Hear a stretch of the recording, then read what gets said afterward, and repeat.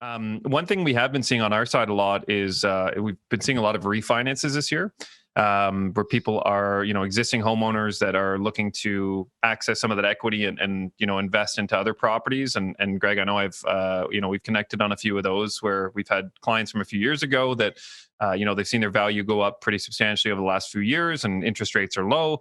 So it made sense for them to kind of refinance or restructure their mortgage and pull out some of that equity. And Dave, maybe if you can, do you want to just tell the listeners kind of what exactly is a refinance and some of the reasons that people might do that and some of the advantages? Yeah, for sure. So, I mean, as you alluded to, we've certainly been seeing, and I think all the banks have been seeing record numbers of appraisals across the country, and why also this backlog with the lenders. With home values going up, especially in Ottawa, we keep talking about the percentage gains or month over month or year over year. A lot of homeowners that have a property, their primary residence, they've had it for a few years, typically under, even only 2 years, 1 year, 3 years, the home value's gone up. And so certainly a strategy for acquiring rental properties, if that's a goal of yours, that it's not saving up. You do need a minimum of 20% down to purchase a rental property, but most investors are not going out working and saving that 20%, buying one property, going out, saving up 20%, buying another property.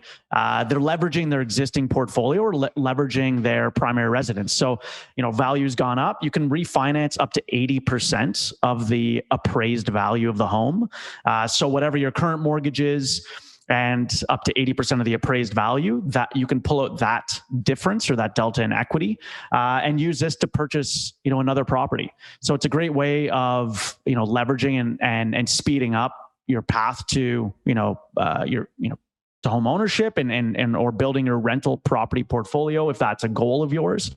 And certainly one that this past 2 years, couple of years, especially, that I've seen a huge ramp up of people doing this, just with home values jumping so quickly, where even they bought it a year ago, they maybe bought a townhome in Stittsville or a townhome in Orleans. We talked about home values in January being up $100,000 over last year. So, that increase of $100,000 from 2020 to 2021, that equates to $80,000 that you could pull out of your home to purchase a rental property. And really, just from the numbers, that's getting you a place of $400,000.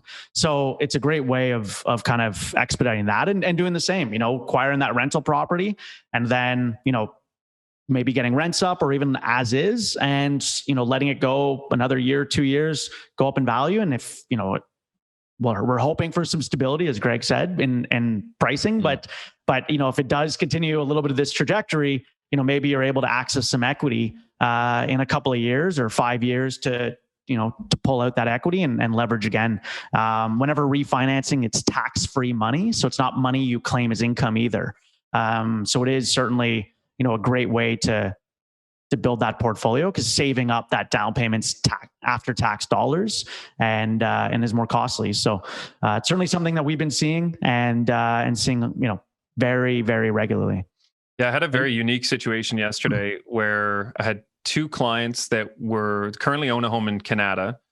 Value was roughly $700,000. They were being offered one of their parents' home to basically assume it, because the parents were buying a condo, and they were debating whether or not they should convert their property, their current property, to a rental or sell it, because the property has literally doubled in value. They bought it at $350,000. It's now worth $700,000, and in 4 years. And wow. And their parents' place is also worth $700,000, so they could literally just port the mortgage from one property to another if they moved, or they could do what Dave said, kind of pull some of the equity out of that first home and then basically take over their parents. But then it runs into this is what made me think of it, Dave, because of the capital gains, is if they now convert that property to a rental, then when they do sell it, it's now an investment, right? So they're going to be paying some capital gains on that. Whereas if they sell it currently as their primary home, they can take all that, that sale, all the equity in the home, basically the sale proceeds, without having to worry about that tax. So they're kind of just, mulling over all the options. But I mean, we've seen a lot of that in Ottawa recently with home values just skyrocketing.